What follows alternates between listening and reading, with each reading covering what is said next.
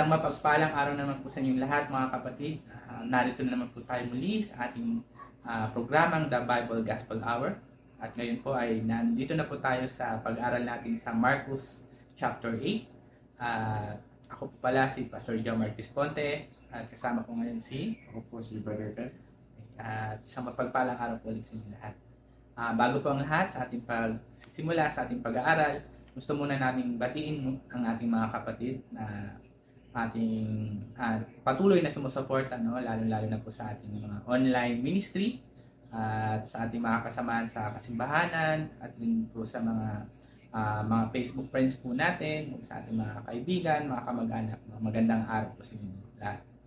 At dito po tayo ngayon sa ating mga greetings, no? Sa ating mga kasama sa ating mga kasimbahanan, no? Lalo-lalo na sa mga kauban nato, no, sa BPWF, at malapit na rin ang ating Bible Conference na parating na. So, bigay ko muna ang panahon kay Brother Ken sa kanyang greetings. Okay, Brother Ken. Kaigsunan dyan sa Tagbilaran, sa Dawis, sa Bahay Albor, Basakdako Albor, o bisan pa sa mga kaigsunan nato dinhi sa Calvario Luway, o sa Hagna, bisan pa sa Gindulman, Ubay, Lubang, o Kalape. Mayong adlaw na to diha. Maraming salamat, Brother Ken. Binabati ko rin po ang mga kasamahan natin sa The Lord Jesus Christ Bible Gospel Churches at sa pangunguna ni Pastor Silvio De Jesus na nasa Bahay Albor at sa tibok pamilya po nila, kala Sister Cesa, at sa binabati ko rin ang mga taga Bahay Albor.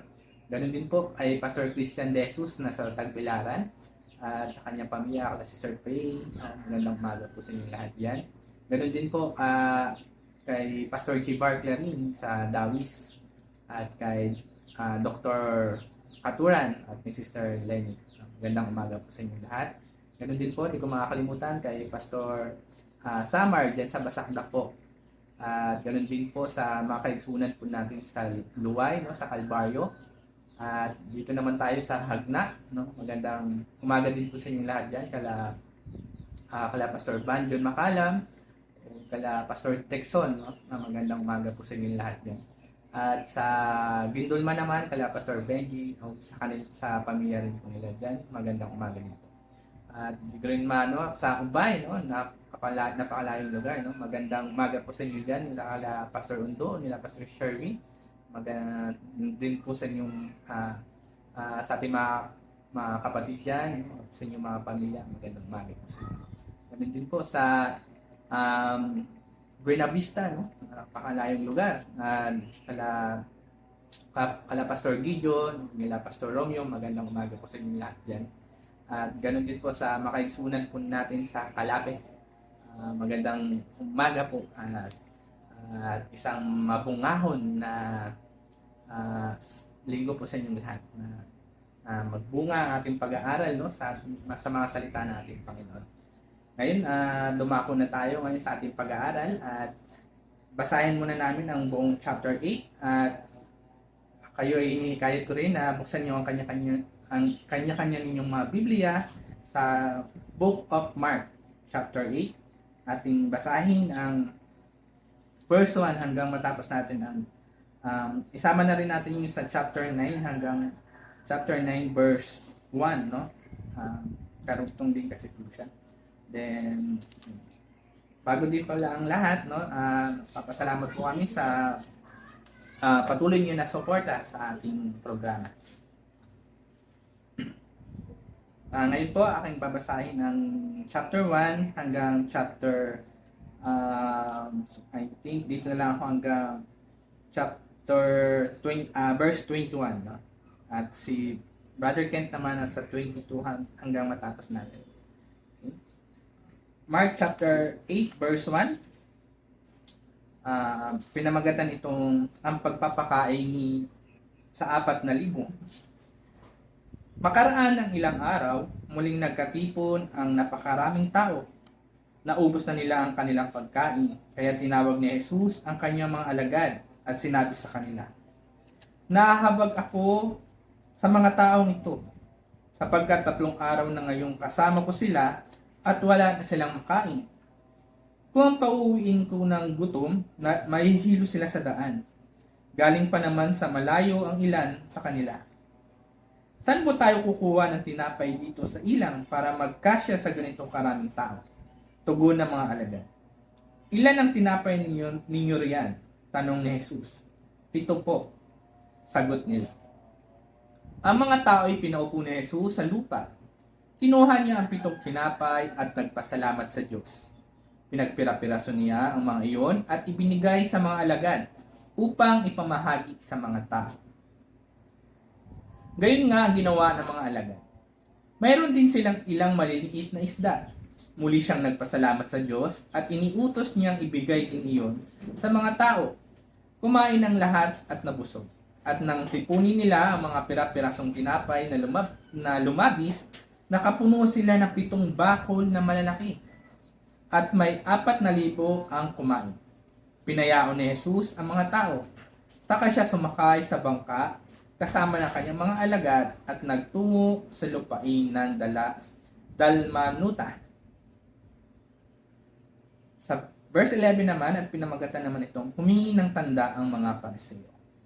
Verse 11, may dumating na mga Pariseo at nakipagtalo kay Jesus.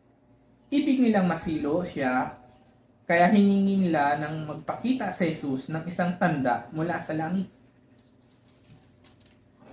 Nagpabuntong hininga ng malalim sa Jesus at ang wika, bakit naghahanap ng tanda ang lahing ito? Sinasabi ko sa inyo, hindi sila pagpapakitaan ng anumang tanda. Iniwan niya sila at pagkasakay sa bangka ay tumawid sa ibayo. Verse 14 at pinamagatan naman itong lebadura ng mga Pariseo at ni Herodes. Nalimutan ng mga alagad na magdala ng tinapay at iisa lang ang kanilang tinapay sa bangka. Kaya iingat kayo, ilagan ninyo ang libadura ng mga Pariseo at ang libadura ni Herodes. Babala ni Jesus sa kanila. Nag-usap-usap ang mga alagad. Wala kasi tayong dalang tinapay, kaya sinabi iyon. Alam ito ni Jesus, kaya sila'y tinanong niya, bakit ninyo pinag-uusapan na kayo'y walang dalang tinapay? Hindi pa ba kayo nakababatid o nakakaunawa? Hindi pa ba ito abot ng inyong isip? Wala ba kayong mata? Wala ba kayong tenga? Nakalimutan na ba ninyo nang pagpira-pirasuhin ko ang 5 tinapay para sa 5,000? Ilang bako lang napuno ninyo sa mga lumabis na tinapay? 12 po, tugon nila. At nang pagpira-pirasuhin ko ang 7 tinapay para sa 4,000, ilang bakol na malalaki ang napuno ninyo? Tanong niya. 7 bakol po, tugon nila. At hindi pa rin ninyo naunawaan, wika niya. Sa verse 22, yun si Brother King. 22 to verse 26. Giuluhan kini nga giayo ni Jesus ang usa ka buta dito sa Bethsaida. Verse 22. Pagabot nila sa Bethsaida, diha usa ka buta nga gidala sa pipila ka tawo ngadto kang Jesus. Ug gihangyo nila si Jesus sa paghikap kaniya. Gigunitan ni Jesus ang kamot sa buta ug gidala niya siya ngadto sa gawas sa balangay. Gitutuhuan ni Jesus ang mga mata sa tawo ug gihikap kini. Unya gipangutanan niya, may nakita ka ba? Mihangad ang tawo ug miingon, oo, nakita ako mga tawo apan mura sila mga kahoy nga naglakaw-lakaw. Unya gihikap ni Jesus pag-usab ang mga mata sa tawo. Niini higayuna, mitutok ang tawo ug nahibalik ang iyang maayong pananaw. Unya gipapauli siya ni Jesus o gipahimangnuan nga dili na mubalik sa balangay.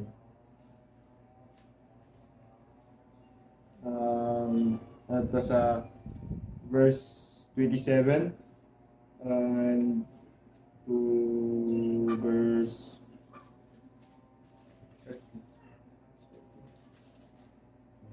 30. Sa verse 27 to verse 30.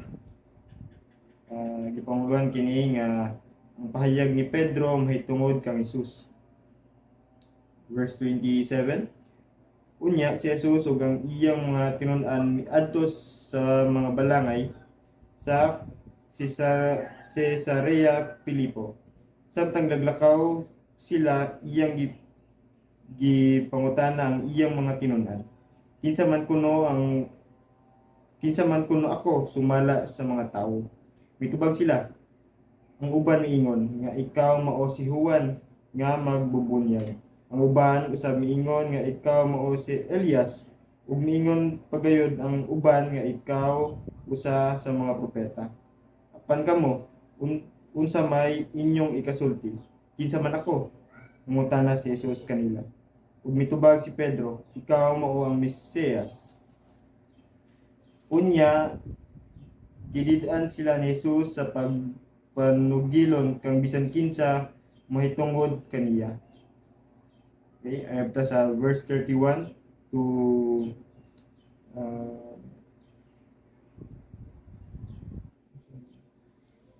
Nasa chapter 9 verse.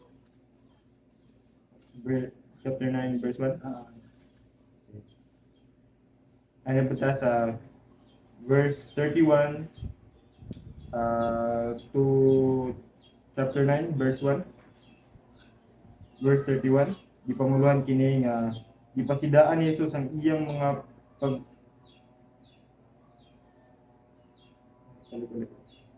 pasidaan ni Jesus ang iyang pag-antos o kamatayon. Ano po ta sa verse 31 to chapter 9 verse 1. Gipamuluhan kini nga gipasidaan ni Jesus ang iyang pag-antos o kamatayon. Verse 31. Unya gisuginlan ni Jesus ang iyang mga tinun-an nga mag-antos pag-ayo ang anak sa tawo ug isalikway siya sa mga pangulo sa mga Hudyo, ingon man sa kadagkuan sa mga pari ug sa mga magtutudlo sa balaod. Patyon siya apan sa ikatulo ka adlaw mabanhaw. Isulti niya kini sa iyang mga tinun-an, walay lipod-lipod. Tungod niini gipalayo siya ni Pedro sa uban ug gibadlong. Apan miatubang si Jesus ug mitanaw sa iyang mga tinun-an. Unya gibadlong niya si Pedro. Pahawa Satanas. Ang imong hunahuna iya sa tawo dili sa Dios. Unya gitawag ni Jesus ang katawhan ug ang iyang mga tinun-an ug giingnan sila. Bisan kinsa nga buot mahimo ng akong tinun-an, kinahanglan nga kalimtan niya ang iyang kaugalingon. Pas-anon niyang iyang krus ug musunod siya kanako. Kay ang buot muluwas sa iyang kaugalingon kinabuhi, mawad-an hinuon ini. Apan kadtong maghalad sa iyang kinabuhi alang kanako ug sa maayong balita dili mawad-an niini. Unsa may makuha sa usa ka tawo kon maangkon niya ang tibuok kalibutan apan kawad-an siya sa iyang kinabuhi? Wala gayon. Walay bisan unsa nga ikabugti sa usa ka tawo aron mabawi niya ang iyang kinabuhi. Busa kon ako ug ang akong pagtulunan ikaulaw sa usa ka tawo niining dautan ug ikasasala nga kaliwatan, ikaulaw usab siya sa anak sa tawo, niabot niya. Inubanan sa himaya sa iyang amahan, kuyog sa mga anghel sa balaan. Kuyog sa anghel ng mga balaan. Sa chapter 9 verse 1. Unya miingon siya, timan ikini, pipila kaninyo dinhi dili mamatay hangtod nga makita nila ang pag-abot sa gamhanang paghari sa Dios. Maraming salamat, Brother Ken. Bago tayo magsimula sa ating mga konting paliwanag sa ating nabasa, tayo muna yung manalangin. Mapagmahal namin Amang Diyos, kami po ay nagpapasalamat po palagi sa lahat po ng mga biyayang natatanggap po namin. Maraming salamat din po, Lord, sa mga aral na binigay sa buhay po namin. Ganun din po sa inyong salita na nagpapatunay kung gaano po kayo makapangyarihan at kung gaano rin po ninyo pinakita sa bawat nakakakilala sa inyo, Lord, kung paano niyo kami minahal. Maraming salamat din po, Lord, sa mga paggabay ninyo at mga pagpapala na ibinibigay niyo sa mga gawain po namin. Lalo-lalo na po, Lord, sa pag-aaral ng inyong salita sa pamamagitan ng online po. Maraming salamat po, Lord, sa mga taong nakakapanood, nakakapakinig sa inyong mga salita. At nawa, Panginoon, ang mga salitang na pag-aaralan po namin is may apply po namin sa aming kinabuhi bilang isang Kristiyano. Ganun din po, Lord, patawarin niyo rin po kami sa aming mga kasalanan kung may mga pagkukulang din po kami. Itong lahat ay pinapanalangin ko sa pangalan ni Kristo, aming Panginoon, tagapagligtas. Amen. Okay, magandang araw po ulit sa inyo mga kapatid. Bigay ko muna kay Brother Kent ang mga tip nila o mga kakaunting paliwanag sa ating naiintindihan sa Book of Mark chapter 8. Brother Kent, Alang sa ako nasabtan din sa chapter 8 sa Marcos. Ang nasabtan ako, alang sa nasabtan ako ni is nga kita mo alagad o mutuo lang jud kaniya sa atong bugtong Dios. Siya yung nagluwas ka nato basta magasalig lang jud sila. Unta nga napunta nga di nato kalimtan ng Ginoo o ato siyang saligan. Siya ang magagiya sa atong kinabuhi. Verse 22 to 26 ang ang pag-ayo ni Jesus sa usa ka buta. Nga dako jud pagtuo, dako pagsalig ang buta kay niduol jud siya ni Jesus alang sa iyang kaayuhan. O bisan pa sa katong mga tawo nga gadala niya nga aron lang siya maulian. Ug naulian ang buta. Kita ato kung unsa ka gamhanan ng atong Dios.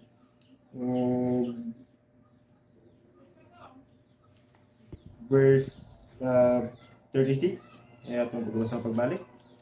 Chapter 36, unya may makuha sa usa ka tawo kung maangkon niya ang tibuok kalibutan apan kawad-an siya sa iyang kinabuhi. Mabasa nato din nga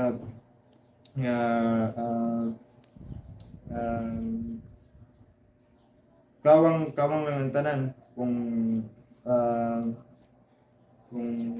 wala dili juga sunod magasalig sa Ginoo bisan pag maimo ang maimo ang tanan ikaw pa ikaw pinakadato ano makawang ang tanan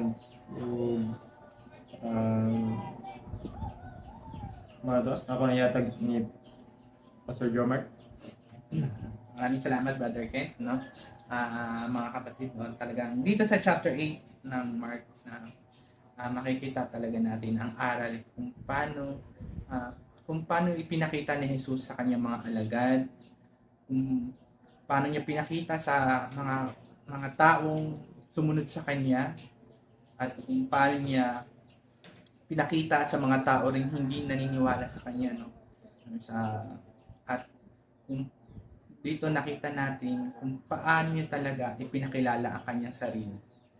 Na siya lamang ang dapat natin na lapitan, saligan, no? Kung may mga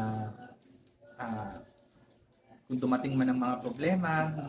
Makikita talaga natin dito sa chapter 8 na binigyan niya ng example na gusto natin na siya lang talaga ang kailangan nating lapitan pag may mga problema tayo, pag may mga struggle tayo sa ating kinabuhi, yung dumating yung point na walang-wala na tayo, yung down na tayo. kasama dun sa buta na nabigyan pa ng pag-asa at na muling makakita at doon mas lalo niya nakilala ang Panginoon. No? At sa kung ating maano talaga ang itong chapter 8, sinabi niya rin na kung nasa atin ang lahat, no, maging lahat mga bagay dito sa mundo na to, pero kung wala naman tayo sa Panginoon Diyos, magiging kawang lang lahat.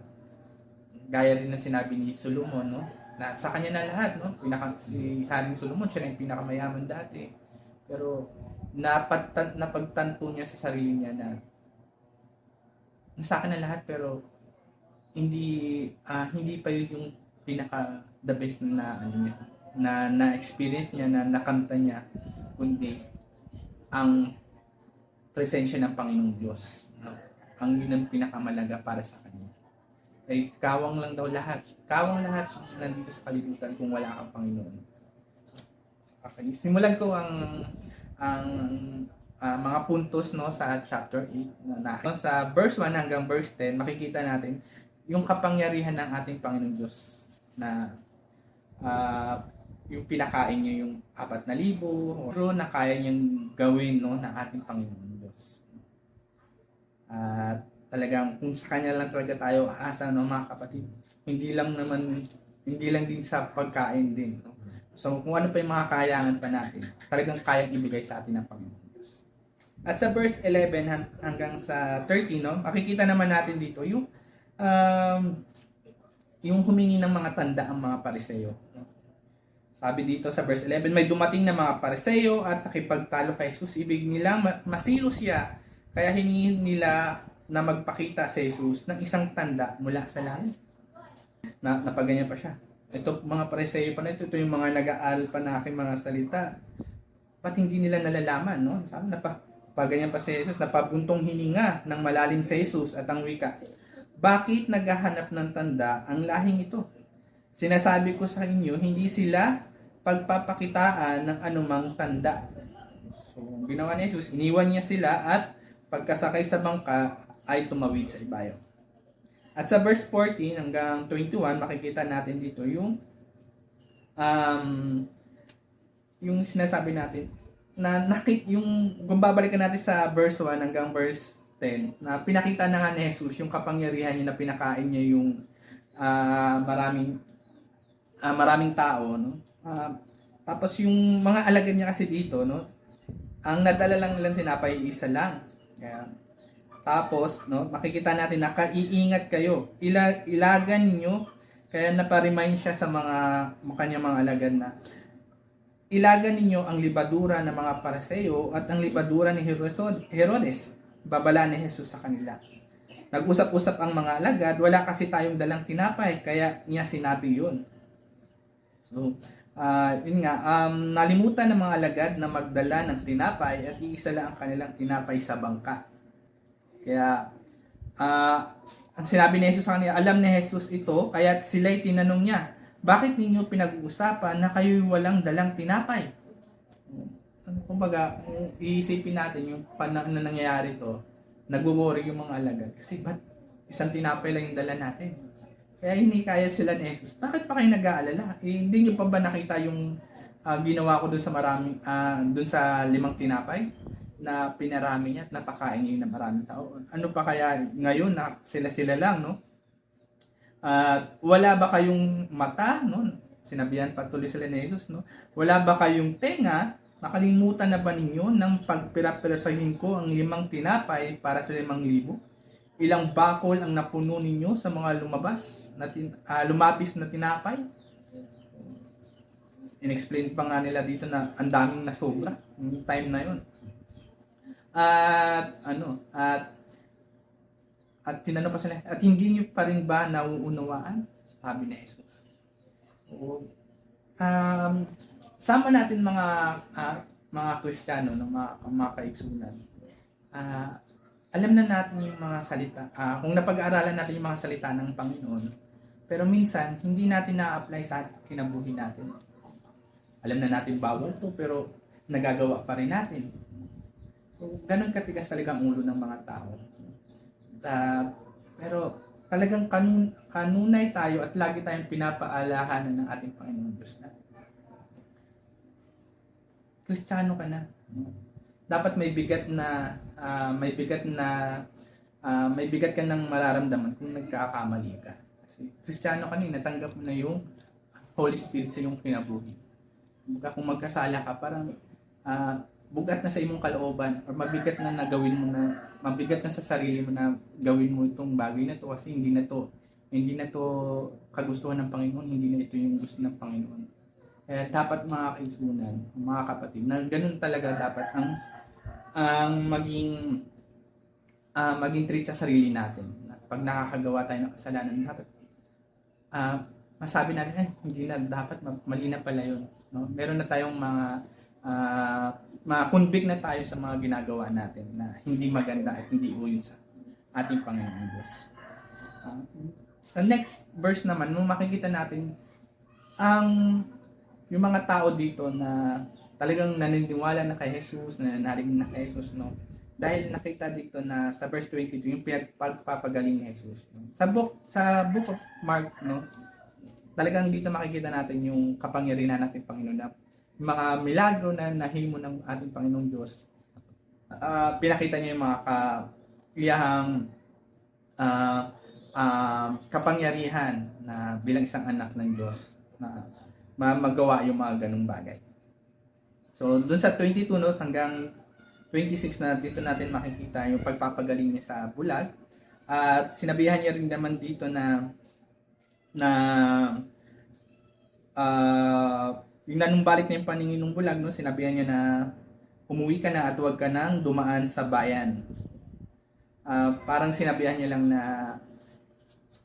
para bawas na rin para sa akin, no, na kailangan, sinasabihan niya pa ngayon dati, no, mga pinapagaling niya na wag niyang ipagsabi na pinagaling siya ng siguro way din to na talagang yun yung mga plano ng ating Panginoon Diyos para matuloy lang para mapakita at matuloy lang yung nasaad or yung kasulatan na mangyayari sa kanya kinabuhi. Okay, sa verse 27 naman hanggang 30, no, makikita naman natin dito na isa rin ito na pinakapuntos natin na paano natin nakilala ating Panginoong Jesus. Ano yung pagkakakilala natin sa Kanya? Sama sa pagpangutanan niya sa iyang mga tinunan, sino ba siya? No? Nagtanong sa Jesus, no? Sa verse 27, no, si Jesus kasama ang kanyang mga alagad ay nagtungo sa mga nayon ng Cesarea, sakop ni Pilipo. Samantalang sila ay naglalakbay, tinanong niya ang kanyang mga alagad. Nagtanong na siya kung gaano siya kakilala ng mga kasama niya. No? Sino raw ako ayon sa mga tao? Sumagot sila. Ang sabi ng ilan ay si Juan Bautista kayo. Sabi naman ng iba, si Elias kayo. At may nagsasabi pang, isa kayo sa mga propeta. At tinanong niya ulit ang mga alagad. Kayo naman, ano ang sabi ninyo? Sino ako? Tanong niya. At sumagot naman si Pedro.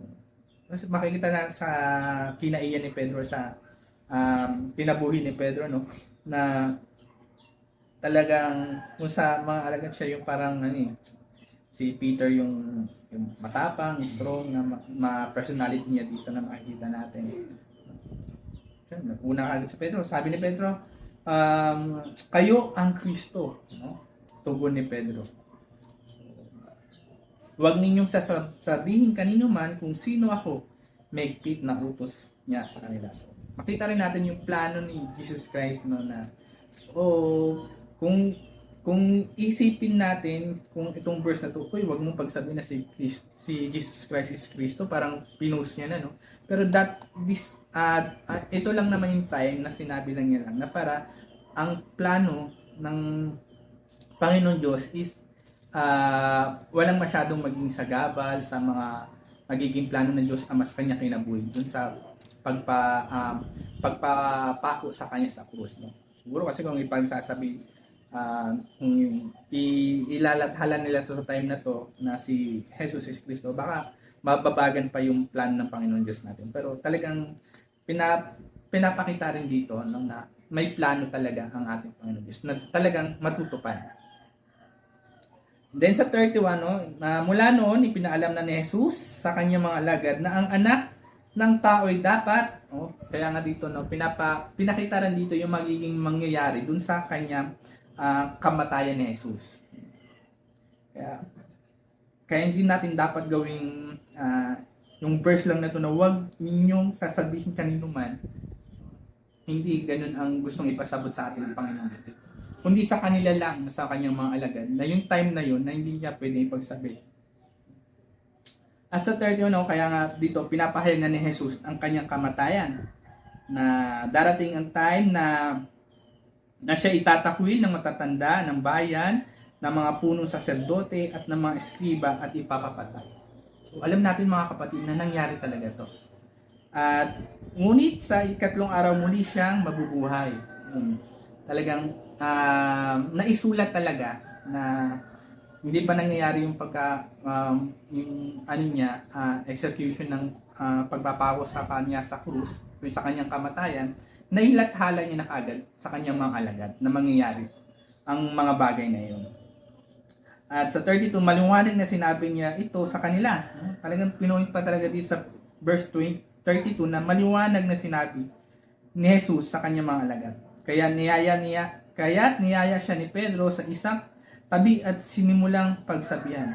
Ngunit tumarap si Jesus sa kanyang mga alagad at pinagwikaan si Pedro, "Lumayo ka, Satanas, ang iniisip mo hindi sa Diyos kundi sa tao."